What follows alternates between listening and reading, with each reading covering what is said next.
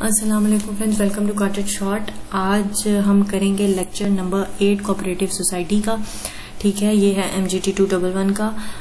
अच्छा जी, अगर lecture start करने से पहले प्लीज चैनल को लाइक कर दें, शेयर करें, सब्सक्राइब कर दें। और उसके अलावा अगर नोट्स चाहिए आपको, कोई MCQs, mega files, short notes, anything you guys want, आप मुझे कमेंट कर सकते हैं विद योर ईमेल आईडी। मैं जो है वो उसे डेफिनेटली आपको सेंड कर दूंगी।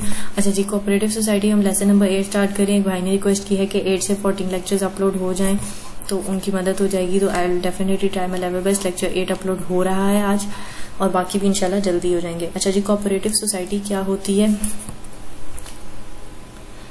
ये होती है basically voluntary association of persons who join together for mutual help and the main motive is mutual welfare and secondary motive is to earn profit. ठीक है, इधर जरा थोड़ा कॉम्प्लिकेटेड करके उन्होंने लिखा है, मैं आपको आसान वर्ड्स में बताती हूँ कि जब वॉलंटरी एसोसिएशन, आप अपनी मर्जी से मिलते हैं कुछ लोग आपस में, और उनका मकसद क्या होता है? अपनी फलाह बहबूद। ठीक है, और उनका जो है वो प्रॉफिट एक सेकंड चीज होती है। ठीक है, इसमें वो लोग आ जाते हैं जो इकोनॉमिकली इतने स्टेबल नहीं है हमारी सोसाइटी में। वो लोग ऐसी सोसाइटीज बनाते हैं ताकि उनके आपस में वो खुद ही एक दूसरे का वेलफेयर कर पाए। ठीक है, डेफिनेशन आहिस्ता आहिस्ता रिपीट कर देती हूँ। Voluntary association of persons, voluntary association खुद पसंदी से, मतलब खुद अपनी मर्जी से, of persons who join together for mutual help, जो एक दूसरे की मदद के लिए इकट्ठे होते हैं। ठीक है, और ये इनका मेन मोटो ही एक दूसरे की मदद करना होता है। बिजनेस उस तरह से इनका मोटो नहीं होता।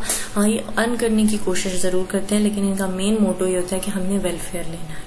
अकॉर्डिंग टू हैरिक और प्लंकेट को देखने की जरूरत नहीं है, वही बात उन्होंने की हुई है। डेफिनेशन मुख्तलिफ वर्ड में बताइए, आपको जहां से आसान लगती है वो उठा के लिख दें अगर पूछी जाए, वरना ग्रैंड क्विज़ेस हैं तो आपसे सब्जेक्टिव तो पूछा नहीं जा रहा। अच्छा, कोऑपरेटिव सोसाइटी यहाँ पे इस डायग्राम के जरिए आसानी से आप समझ लेंगे। लेट्स सपोज कि फार्मर्स की कोऑपरेटिव सोसाइटी है। 10 फार्मर्स ने मिलकर एक सोसाइटी बनाई है कि जी हम एक दूसरे की मदद करेंगे। अब ये चलती कैसे है? ये नंबर ऑफ पर्सन यहाँ पे 10 हमने समझ लिए। ठीक है, कि मैक्सिमम 10, मिनिमम 10 होते हैं। अच्छा, इन्होंने क्या किया कि इन्होंने रॉ मटेरियल जो इन्हें प्रोडक्शन के लिए चाहिए, इन्होंने बल्क में उठाया। अब जाहिर है एक फार्मर को इतना प्रोडक्ट नहीं चाहिए होता जितना 10 को चाहिए होगा, तो 10 को वो और कम कीमत में मिलता है। ठीक है, तो इन्होंने क्या किया कि पूल रिसोर्सेज उठा लिए। उसके बाद इन्होंने बिजनेस में इन्वेस्ट किया और फिर इन्होंने क्या एंजॉय किया? वेलफेयर, अपनी भलाई। ठीक हो गया, आगे चलते हैं। Advantage of cooperative society. अच्छा, ये थोड़ा लेम है एडवांटेजेस में। अगर पूछा जाए आपसे एडवांटेजेस, तो इसको मत कोट कीजिएगा, क्योंकि ये सिर्फ कोऑपरेटिव सोसाइटी फार्मर्स की नहीं होती, और भी काफी सारे लोगों की आपकी होती है कोऑपरेटिव सोसाइटी। तो इसके उसमें आप अगर लिख रहे हैं एडवांटेजेस ओवरऑल, तो उसमें आप फार्मर्स को कोट ना करें तो बेहतर है।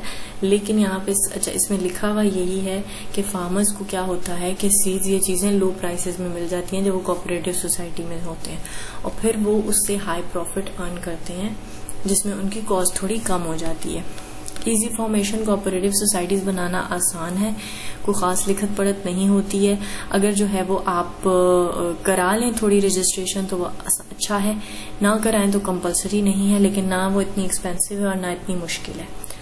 इक्वल राइट, सब ऑनर होते हैं, सब अपनी मर्जी कर सकते हैं, सब वोट दे सकते हैं, सबको सारे हक हासिल होते हैं। ठीक है, इक्वल डिस्ट्रीब्यूशन ऑफ वेल्थ, इनमें इन्होंने ये मिडिल मैन का काम खत्म कर दिया है। खुद होलसेलर से उठाते हैं और खुद कस्टमर्स तक देते हैं। ठीक है, तो इसलिए इनको वो अब मिडिल मैन के पैसे नहीं देने पड़ते, तो ये सारा जो प्रॉफिट आता है वो ये आपस में डिस्ट्रीब्यूट कर लेते हैं। अच्छा जी, इकोनॉमिक डेमोक्रेसी क्या है? डेमोक्रेसी, हम डेमोक्रेसी में रहते हैं तो हमें ये पता है कि जो वोट देता है और जिसे ज्यादा वोट मिलते हैं वो जीत जाता है। वहां पे भी यही हिसाब है कि इनमें कोई बॉस तो होता नहीं है, सब मेंबर्स हैं, सब ऑनर्स हैं। तो इसमें जो मेजॉरिटी आपको वोट देती है, जिस तरह वोट होता है वही बात सेलेक्ट हो जाती है। एलिमिनेशन ऑफ मिडल मैन, वो पॉइंट मैं ऊपर बता चुकी हूँ, उसको अलग इन्होंने मेंशन किया हुआ है कि मिडल मैन को एलिमिनेट कर देते हैं। फाइनेंशियल असिस्टेंस ये है कि अगर अब जैसे हमने इनका ये होता है कि जो आपकी इन्वेस्टमेंट थी वो ये रख लेते हैं, मतलब वो ये अपने यूज में ले आते हैं, और जो आपकी का थोड़ा बहुत प्रॉफिट होता है उसका ये एक हिस्सा जमा करते जाते हैं। ठीक है, कमेटी की तरह एक तरह से। और उसमें फिर जब अगर किसी को कोई प्रॉब्लम दरपेश आती है, किसी को लोन चाहिए होता है, ठीक है, किसी को घर बनाना है, कोई प्रॉब्लम्स आ गए हैं, तो एक दूसरे की मदद करते हैं। एक बड़ा अच्छा फ्रेंडली 8th पॉइंट पे वो फ्रेंडली रिलेशन होता है, जिसमें मतलब ये लोग एक फ्रेंड्स की तरह मेंबर्स होते हैं, कोई ऐसे जिनमें वो कंपटीशन और वो प्रॉब्लम्स नहीं होते। Improve the standard of living is same as we have done before, ठीक है, ये बार बार रिपीट हुए में। फाइनेंशियल असिस्टेंस, ठीक है, एक दूसरे की माली मदद की जाती है।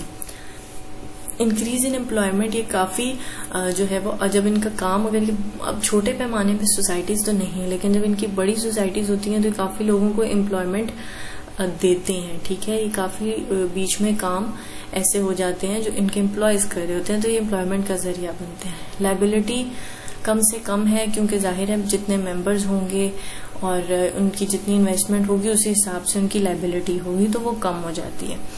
म्यूचुअल कॉपरेशन, आपस में एक दूसरे के साथ भाईचारे से, दोस्ती से, कॉपरेशन से ये चलते हैं। नो मोनोपोली, मोनोपोली क्या है? मोनोपोली एक मार्केट जो एक स्टैंडर्ड ब्रांड बन जाता है और बस बाकी सबकी ऐसी की तैसी हो जाती है, वो चीज एंड की है इसने, ठीक है। इन्होंने जो है वो ये मार्केट पे और प्राइसेस पे जो कंट्रोल है ना, इसने उसको खत्म करने की कोशिश किया, तो इस नो मोनोपोली। ओपन मेंबरशिप है, कोई भी कास्ट क्रीड का बंदा आकर मेंबर बन सकता है, ठीक है। म्यूचुअल इंटरेस्ट की प्रोटेक्शन, सबके एडवांटेजेस का ख्याल रखा जाता है। इक्वली रिस्पॉन्सिबिलिटी सब पे अच्छी तरह डिवाइड होती है, सब अपनी रिस्पॉन्सिबिलिटीज का ख्याल रखते हैं। सप्लाई अकॉर्डिंग टू डिमांड, ठीक है, ये क्योंकि जो है वो ये मार्केट में इन होते हैं और ये नॉलेज रखे हुए होते हैं, तो इनकी सप्लाई बढ़ती नहीं है, ठीक है, इनकी डिमांड के अकॉर्डिंग ही होती है। स्टेबल लाइफ इज अगेन वही बात है कि एक दूसरे की जब आप मदद करते हो, ठीक है, तो इससे आपको अच्छी लाइफ मिलती है, ठीक है। वो लोग इस चीज को कंटिन्यू रखते हैं, ठीक है, वो इस चीज को खत्म नहीं करते। जैसे आपकी सोल प्रॉपर्टीशिप है या आपकी पार्टनरशिप है, वो आपकी खत्म हो जाती है थोड़े टाइम में, इतना अर्सा नहीं चल पाती, लेकिन ये जो आपकी कोऑपरेटिव सोसाइटीज है, इनके लॉन्ग पीरियड लाइफ होती है, स्टेबल लाइफ होती है। Saving and expenditures, cooperative society जो के जो ऑफिस होते हैं, वो काफी सारे लोग वहां पे अपनी मर्जी से ही काम कर रहे होते हैं, ठीक है, तो इनकी कोई खास एक्सपेंडिचर्स या कोई बहुत मैनेजमेंट्स और वो चीजें नहीं होती। मतलब ये अपने बेसिकली अगर कोई काम सर अंजाम दे रहा है तो उसकी वर्किंग कॉस्ट ये लोग नहीं लेते, ठीक है, तो जो खर्चे एक्सपेंडिचर्स टाइप आते हैं वो बच जाते हैं, क्योंकि वॉलंटरी होती हैं ज्यादातर। टैक्स कंसेशन, गवर्नमेंट ऐसी सोसाइटीज के ऊपर उस तरह टैक्स नहीं लगाती, ठीक है, तो इनकी काफी हद तक माफी हो जाती है इस मामले में, ये भी एडवांटेजेस है। अच्छा, डिसएडवांटेजेस की तरफ बढ़ेंगे। अंडरस्टूड से हैं, अगर एक फार्मर्स मिलके कोई एसोसिएशन बना रहे हैं तो उनके पास कितना असासा होगा, कितनी रकम होगी, कम होगी ना, तो ये है आपका लैक ऑफ कैपिटल। उसके बाद जाहिर है अगर फार्मर्स की, मैं वैसे एग्जांपल आपको दे रही हूँ, ठीक है, अगर फार्मर्स हैं तो वो जाहिर है सुपरविजन में ट्रेंड नहीं होते, वो उनका प्रोफेशन नहीं है, ठीक हो गया, तो वो आपकी सुपरविजन अच्छी नहीं होगी तो काम खराब हो जाते हैं अक्सर। डिफेक्टिव ऑर्गेनाइजेशन, ऑफ कोर्स जब चलाने वाले उतने काबिल नहीं है उस मामले में तो डिफेक्ट्स आते हैं। इलिटरेट एंड इग्नोरेंट, क्योंकि विलेजर्स हैं अगर या फार्मर्स हैं तो वो मोस्टली इतने पढ़े लिखे नहीं होते और वो इन चीजों की तरफ, इतना मामलात की तरफ बारीकी से ध्यान नहीं दे पाते। अच्छा ठीक है, फिफ्थ में आ जाता है लैक ऑफ एक्सपीरियंस, एक्सपीरियंस भी नहीं होता, मतलब एक तरह से ये इन्होंने उनके जो ऑर्गेनाइजेशन चलाने के वीक पॉइंट्स हैं वो बताए हुए हैं कि इतने काबिल नहीं होते तो हर तरह के प्रॉब्लम्स देखने को मिल सकते हैं। डिसिप्लिन नहीं होता, अच्छी तरह ऑर्गेनाइजेशन नहीं चल रही होती, एक्सपीरियंस नहीं होता, ये बातें इन्होंने यहाँ पे कहीं की हुई हैं, ठीक है। अच्छा आगे चलते हैं। सेवंथ में है lack of sincere management, same as before. Lack of profit incentive, profit जो है वो इनका मेन मोटो नहीं है, ठीक है, ये बात पूछी जाती है। लैक ऑफ प्रॉफिट इंसेंटिव ये इनके डिसएडवांटेजेस में आ जाता है, ठीक है, क्योंकि प्रॉफिट इंसेंटिव पे काम नहीं करते, ठीक है, ये प्रॉफिट अर्निंग इंस्टीट्यूशन नहीं है। अच्छा क्योंकि बहुत सारे लोग हैं, फार्मर्स हैं, गांव है, तो लैक ऑफ सीक्रेसी है, ठीक है, बातें निकल जाती हैं बाहर, नॉलेज उस तरह नहीं है। यूनिटी ऊपर तो मेंशन उसके वो फायदों में कर रहे हैं, पर यहाँ पे अब जाहिर है जो लिखा है मैंने वही आपको बताना है, तो खैर चले। लैक ऑफ यूनिटी, यूनिटी उस तरह लोगों में नहीं पाई जाती। इत्तेहाद नहीं होता, मसले बखेड़े खड़े हो जाते हैं।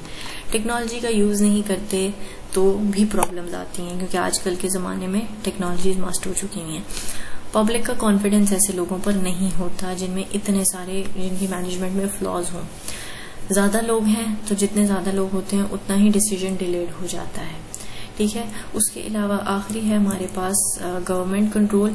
तो ये है कि बाकी जैसे बाकी बिजनेसेस या बाकी ऑर्गेनाइजेशंस फ्रीली काम करती हैं, ये लोग फ्रीली काम नहीं करते, ये अंडर गवर्नमेंट कंट्रोल होते हैं। अच्छा, जो आपकी स्लाइड्स हैं उसमें एक स्लाइड एक्स्ट्रा है, उनको प्लीज देख लिया कीजिए कि कोई बात मिस ना हो जाए। उसमें यहाँ पे एंटरप्रेन्योरशिप है। एंटरप्रेन्योरशिप आप स्टार्टिंग के लेक्चर्स में पढ़ चुके हैं। एंटरप्रेन्योरशिप क्या होता है कि किसी भी इंसान की एबिलिटी जिससे वो अपॉर्चुनिटीज को अवेल करने की कोशिश करता है और रिस्क लेता है, ठीक है, बिजनेस खड़ा करने की बेसिकली कोशिश करता है। इसमें कौन कौन सी इसमें एबिलिटीज होनी चाहिए? स्ट्रैटेजी से काम करता हो, हैव एस्पिरेशन, होप रखे, क्योंकि ये स्लो स्टडीली प्रोसेस है। हैव द विजन, और उसकी नजर हो कि हाँ इस चीज में मैं इन्वेस्ट करूंगा तो प्रॉफिट है। उसके अलावा क्या है? प्रॉपर यूज ऑफ रिसोर्सेज, अपने सांसों का सही तरह इस्तेमाल कर सके। Can tackle with risk, risk से घबराए ना। And have the knowledge to avail opportunities, और अपॉर्चुनिटीज को अवेल करना जानता हो, ठीक है। तो ये वही बातें ऑलमोस्ट बार बार रिपीट हुई हैं। एंटरप्रेन्योरशिप की आप डेफिनेशन, और आप कह सकते हैं कि इसकी कैरेक्टरिस्टिक्स हैं which are required in an entrepreneur. अच्छा जी, ये मेंशन है तो मैं आपको बता रही हूँ। खैर मैं इतनी इनके नाम ये पावर पॉइंट से और ना इनके हैंड आउट से इतनी मुतासिर हूँ, लेकिन अभी आपको यही तैयार करना है। स्टिल आई एम रिपीटिंग, अगर कोई भी आपको मटेरियल चाहिए आप अपना email ID कमेंट करें, I will provide you that इंशाल्लाह वेरी सून। और ठीक है जी, इंशाल्लाह नेक्स्ट लेक्चर के साथ मिलेंगे। टिल देन टेक केयर, अल्लाह हाफिज।